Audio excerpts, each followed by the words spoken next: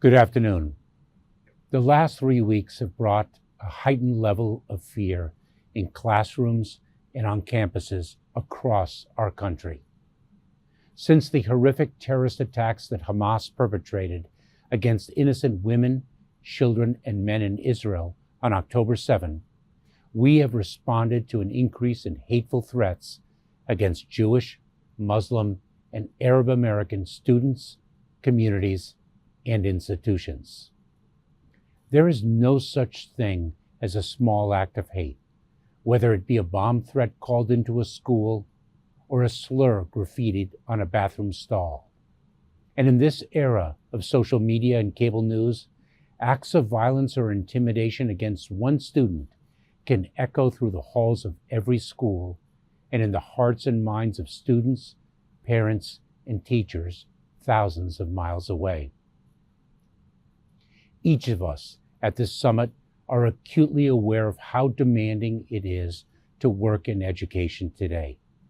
Education is a difficult enterprise in the best of circumstances, and many of the challenges that students, teachers, parents, administrators, school board members, front office staff, tech support, and outside vendors confront every day would have been unfathomable decades ago. It is a tragedy that among these challenges are attacks, threats, and the fear they instill in schools that should be sacrosanct. In the nearly 11 years since the horrific attack at Sandy Hook Elementary School in Newtown, Connecticut, there have been an additional 1,137 incidences of gunfire on school grounds, resulting in 380 deaths and 814 injuries nationwide, including the 19 students and 2 teachers murdered at Robb Elementary School in Uvalde, Texas, the deadliest attack on our homeland since I became secretary. Other new threats are also emerging. Countless young people have been targeted via social media for online child sexual exploitation or sextortion. Tragically, such crimes have driven students to take their own lives, as was the case earlier this year when a Michigan high school student was tricked by scammers into sharing compromising photos. None of this should be the case. Children need and deserve a nurturing environment to learn and grow, and each of you deserve the ability to focus on what you do best: teaching, caring for, and inspiring our children. A place that feels safe and secure is essential to do both.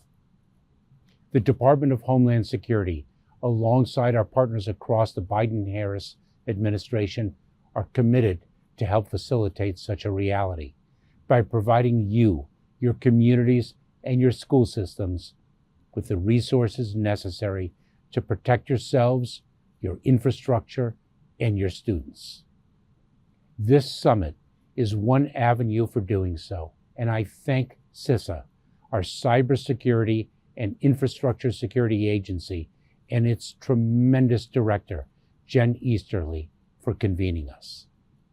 My colleagues here will highlight many of these means of support for you throughout this summit, including mental health care from the Department of Health and Human Services, a free, first-of-its-kind cybersecurity toolkit for K-12 institutions from CISA, modern child sexual exploitation and abuse prevention materials from our Homeland Security Investigations Unit, and grant funding available through our Targeted Violence and Terrorism Prevention Program.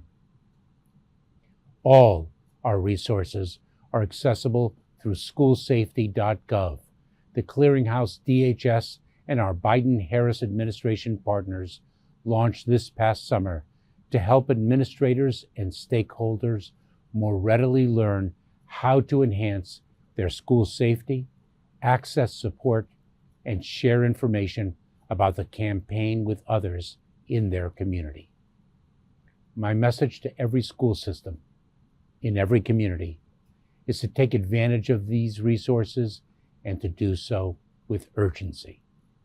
I also implore you to employ your leadership authority to help make children feel safe at school. There is no room for threats, intimidation, or the infliction of other harm because of who a child is or what faith they follow. Your leadership is needed now more than ever. Exercise it. Thank you for taking the time to join this important summit, and thank you for your commitment to the safety, security, and success of our children.